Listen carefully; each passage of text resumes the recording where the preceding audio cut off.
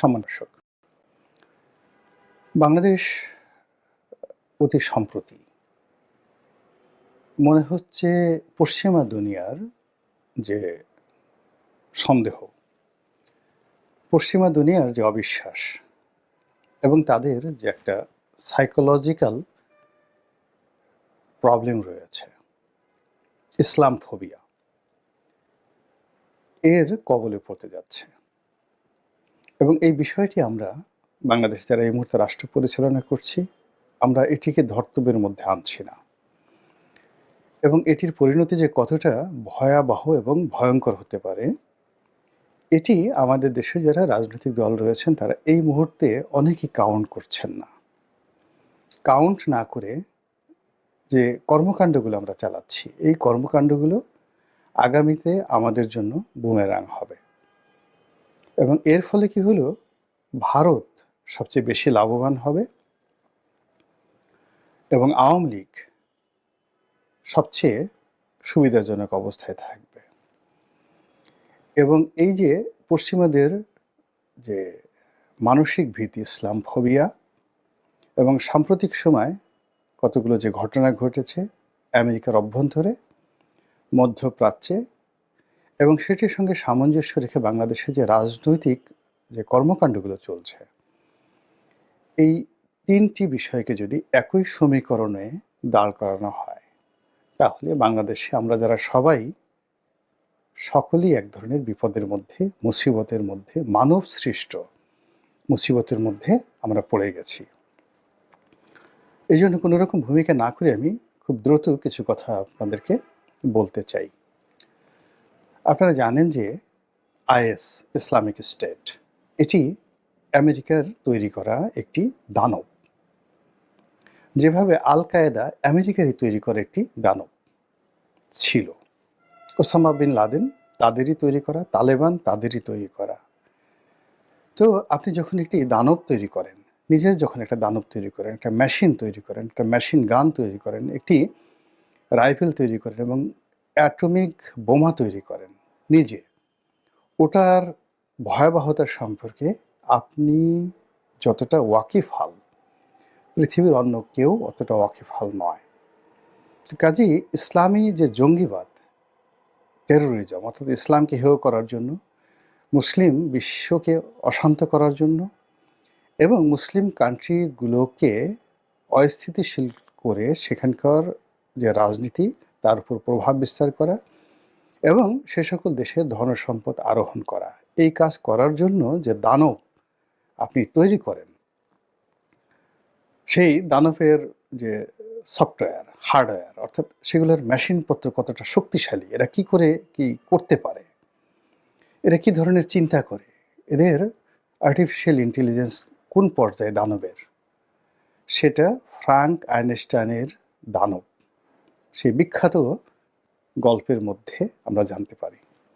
তো কাজেই আমেরিকা তা যে সকল এজেন্ট তৈরি করে, র যে সকল এজেন্ট তৈরি করে, মোসাদ যে সকল এজেন্ট তৈরি করে, এমনকি বাংলাদেশের ডিজিএফআই, এনএসআই যে সকল এজেন্ট তৈরি করে, এ সকল এজেন্টদের ব্যাপারে ওই সংশ্লিষ্ট যারা তৈরি করে তারা সবচেয়ে বেশি সন্দিহান থাকে, ভয়ের মধ্যে থাকে। এর কারণ হলো, ধরুন একটি রাজনৈতিক দল কোন একজন ইউটিউবারকে মাসে $10,000 করে ঘুষ দেয়, মাসোহারা দেয়। তো কেন $10,000 দেয়? যে তুমি আমাদের পছন্দের যারা লোকজন আছে তাদেরকে হিরো বানাবে, আর আমাদের অপছন্দের যে লোকগুলো আছে তাদের চরিত্র ধ্বংস করবে। এবং এই কাজ করার জন্য ধরুন কোন একটা রাজনৈতিক দল সেই ইউটিউবারকে, বা ধরুন ইউটিউবারের পরিবর্তে গালকাটা কামাল একজন সন্ত্রাসীকে, বা ধরুন শেখ হাসিনার জমানাতে ধরুন একজন এরকম যারা গুম খুন করতেন, এরকম একজন হারুন হন, এরকম একজন মেজর জিয়াউল হাসান হোক, যাদের সম্পর্কে বিস্তর অভিযোগ। তো এরা কতটা ভয়াবহ এবং ভয়ঙ্কর হতে পারে, এরা ওই যারা এই তাদেরকে নিয়োগ দেয় তারা খুব ভালো করে জানে যে আমরা এদেরকে দিয়ে যে অপকর্মগুলো করাচ্ছি, সেই অপকর্মগুলো দুদিন পরে তারা জিম্মি করে আমাদের উপর সেটা প্রতিশোধ তারা নেবে। তো এজন্য করে কি, এদেরকে ব্যবহার করে সবাই। ব্যবহার করার একটা সময় তাদেরকে আবার ডিফিউজ করে। তাদেরকে নিজেদের হাতে শেষ করে দেয়। এটা রাজনীতিতে যেভাবে প্রযোজ্য, আন্তর্জাতিক কূটনীতিতে, যুদ্ধবিদ্যায় এই দানবগুলো নিজেদের হাতে ডিফিউজ করতে হয় এবং সময় মতো যারা ডিফিউজ করতে পেরেছে, এদেরকে ধ্বংস করতে পেরেছে, এদেরকে ক্ষমতাহীন করতে পেরেছে, এদের পাওয়ার সিজ করতে পেরেছে, তারাই সফল হয়। এই যে পুতিনের যে ভাড়া করা ভাগনার বাহিনীর প্রধানকে পুতিন নিজে মেরে ফেললেন। তারপর আল কায়দার যে ওসামা বিন লাদেনকে মেরে ফেলল আমেরিকা। আবু বকর বাগদাদিকে মেরে ফেলল আইএসের প্রধানকে। সাদ্দামকে মেরে ফেলল। এরকম অসংখ্য ঘটনা। তো যা হোক, এই যে আইএসকে তারা তৈরি করলো যে কারণে, সেই কারণ শেষ হওয়ার পর আইএসকে তারা ভেঙে দিল, কিন্তু আইএস ভেঙে যায়নি। সেটি আফগানিস্তানে সে শক্তি বৃদ্ধি করেছে, সেটি মধ্যপ্রাচ্যে ইয়েমেনে গিয়ে শক্তি বৃদ্ধি করেছে, সেটির একটা অংশ ইরানের সাথে যোগ হয়েছে এবং সেটির অংশ ইরানের বিরুদ্ধে তারা যুদ্ধ করে সিরিয়ার ক্ষমতা দখল করে বসেছে। তো কাজী এই যে থিওরিটা বেসিক্যালি তারা এটিকে শেষ করতে পারেনি এবং এর প্রেক্ষিতে অতি সম্প্রতি আমেরিকাতে যে ভয়াবহ সন্ত্রাসী হামলা হয়েছে এবং আইএস কর্তৃক, এজন্য তাদের মধ্যে সেই আইএস ভীতি, ইসলাম ফোবিয়া এখন মারাত্মক আকার ধারণ করেছে। যেভাবে তালেবান ভীতি ছিল, মোল্লা ওমরকে শেষ করেছে, যেভাবে আল কায়দা ভীতি ছিল ওসামাকে শেষ করেছে, যেভাবে আইএস ভীতি ছিল শেষ করেছে, সেইগুলো আবার সুদে আসলে সবগুলো মিলে একত্র হয়ে এই ভয় আবার ট্রাম্পের মতো লোককে, মানে যাকে বলা হয়, বিভ্রান্ত করে ফেলবে। এর কারণ হলো এমনি এই ভদ্রলোক মাথা গরম, অস্থির চিত্ত, খুব দ্রুত সিদ্ধান্ত নেন। কাজেই তিনি যেখানে যেখানে এই সন্দেহটা করবেন, যাকে যাকে সেখানে সন্দেহের তালিকায় রাখবেন, তাদেরকে পুরো শেষ করে দেবেন। এটা হলো এই ট্রাম্প প্রশাসন এবং আমেরিকা প্রশাসনের প্রথম প্রায়োরিটি। এখন আসেন আইএসের কথা।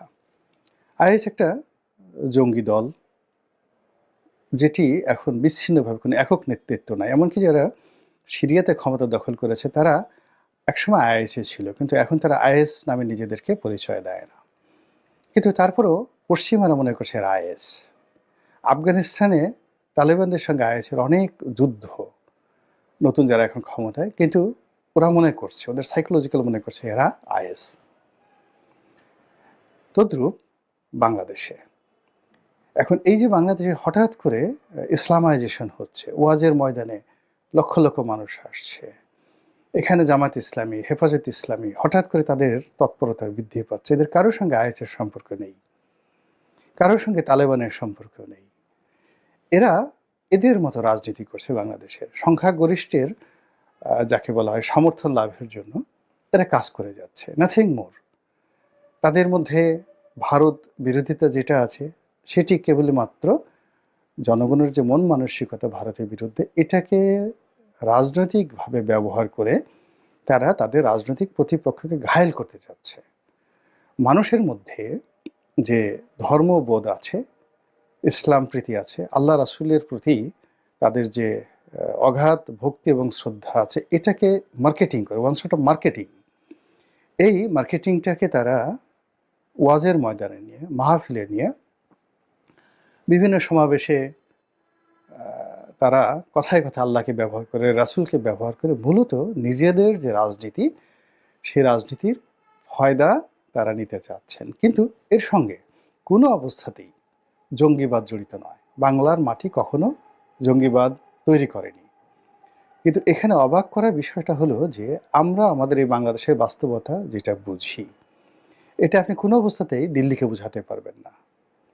দিল্লিকে আপনি যতই বড় মনে করেন না কেন, আমি আমার কর্মজীবনে দিল্লির অনেক বড় বড় রাজনীতিবিদ, সামরিক কর্তা, কূটনীতিবিদ, এমনকি গোয়েন্দা কর্তাদের সঙ্গে ওয়ান টু ওয়ান বসেছি, কথা বলেছি 2009 থেকে সেই দিন পর্যন্ত। মূল ব্যাপারটা হলো যে আমরা তাদেরকে অনেক বিষয়ে প্রাজ্ঞ মনে করি, অভিজ্ঞ মনে করি। কিন্তু দেখা গেল যে বিষয়ে তাদের দুর্বলতা রয়েছে, যেমন আওয়ামী লীগের ব্যাপারে তাদের দুর্বলতা রয়েছে। আমি বুঝাতে পারিনি তাদেরকে। আমি না, বাংলাদেশের অনেকে বুঝাতে পারেননি। একান্ত ঘরোয়া পরিবেশে খাওয়ার টেবিলে বসে আমরা অনেকে চেষ্টা করেছি বোঝানোর জন্য যে শেখ হাসিনাকে তারা যেভাবে সমর্থন দিচ্ছেন এটা রং। হাও বলেনি, নাও বলেনি, কিছুই বুঝেনি। আবার যাদের ব্যাপারে তাদের নেতিবাচক রয়েছে, যেমন বিএনপির ব্যাপারে, জামাতের ব্যাপারে, তারেক রহমান সাহেবের ব্যাপারে, এদের ব্যাপারে দিল্লির এবং আমেরিকার নেতিবাচক মনোভাব রয়েছে। আমরা অনেকে চেষ্টা করেছি ইতিবাচক করার জন্য, পারিনি। এটাই হলো বাস্তবতা। তো তদ্রূপ আমেরিকার এবং ইউরোপের যে ইসলাম ফোবিয়া রয়েছে, আয়ের সম্পর্কে যে ভয় রয়েছে, সেই ভয়টি এখন বাংলাদেশে ইসলামপন্থীদের যে মুভমেন্ট, এটি আওয়ামী লীগের চেয়ে বেশি, বিএনপির চেয়ে বেশি। অবস্থা দৃষ্টি মনে হচ্ছে তারাই ক্ষমতায় চলে আসবে, তারাই রাষ্ট্র পরিচালনা করবে। অবস্থা দৃষ্টি মনে হচ্ছে বর্তমানে নিউজ সরকার মূলত তারাই চালাচ্ছে। বাস্তবে কি সত্য মিথ্যা পরের ব্যাপার, বাট এটি অবস্থা দৃষ্টি মনে হচ্ছে। এবং এই মেসেজগুলো যখন পশ্চিমা দুনিয়ায় যাচ্ছে, তখন তাদের মধ্যে যে ইসলাম ফোবিয়া, এই আইএসের প্রতি মানে তাদের যে ভীতি, এবং আইএস বাংলাদেশে যদি ভর করে সেটি তাদের কি মারাত্মক পরিণতি হতে পারে, এই আতঙ্কে রীতিমতো পশ্চিমারা তটস্থ। তার উপর সাম্প্রতিক সময়ে যে আক্রমণ হয়েছে আমেরিকাতে, সেই আক্রমণের কারণে যদি বাংলাদেশে যারা ইসলামপন্থী তাদের রাজনীতির ক্ষেত্রে আমেরিকা প্রতিবন্ধকতা দেয়, এবং সেই প্রতিবন্ধকতাকে কেন্দ্র করে পুরো রাষ্ট্রের উপর তারা তাদের যে খড়গ এটি স্থাপন করে, এবং তারা যদি বাংলাদেশ বিরোধী মনোভাব পোষণ করে এই ইসলাম ফোবিয়ার কারণে, আইএস ফোবিয়ার কারণে, এবং তার সঙ্গে সঙ্গে কিছুটা কূটকৌশল, যে এই সুযোগে তোমাদেরকে পেয়েছি, একটা ডলা দিয়ে দেই। এবং আপনি চিন্তা করুন যে টুইন টাওয়ারে যে আক্রমণ, আপনার কি মনে হয়, যেখানে আমেরিকার প্রতিরক্ষা বহু ভেদ করে একটা মশা সীমান্তে ওপারে যেতে পারে না, তো সেখানে দুটো প্লেন টুইন টাওয়ার আক্রমণ করলো পরপর, পেন্টাগনে আক্রমণ চালালো। এটি কেন? সবাই এটা নিয়ে সিনেমা হয়েছে, যে কথাগুলো বলছে যে এটা ওদের মানে আফগানিস্তান রাষ্ট্রটিকে ধ্বংস করার জন্য, তালেবানদেরকে ধ্বংস করার জন্য, মোল্লা ওমরকে ধ্বংস করার জন্য, এবং পুরো ইসলাম ফোবিয়াটাকে মার্কেটিং করার জন্য তারা এই কাজটা নিজের হাতে ঘটিয়েছে। তো সেই আমেরিকা যদি চায়, আফগানিস্তানের চেয়ে বাংলাদেশের এখন ভৌগোলিক অবস্থান, রাজনৈতিক গুরুত্ব, অর্থনৈতিক গুরুত্ব 100 টাইম, 100 গুণ বেশি। তো কাজেই এই ফোবিয়াগুলোর সাথে সাথে যদি তারা তাদের যে কূটকৌশল, এই কূটকৌশল ব্যবহার করতে চায়, সেক্ষেত্রে আমরা এই বাংলাদেশে যারা জিকির করছি, তাহেরির জিকির করছি, যারা আব্বাসীর জিকির করছি, যারা আজহারির জিকির করছি, তারপরে যারা জামাতের যাকে বলা হয় ফিকির করছি, তারপরে ইসলাম কেন্দ্রিকটি রাষ্ট্র গঠন করার স্বপ্ন দেখছি, বাংলার আনাচে কানাচে শুধু হজরত উমরকে দেখতে পাচ্ছি, তারা মূলত কতটা বিপদ বিপত্তিতে আছি একটু দয়া করে চিন্তা করার চেষ্টা করুন।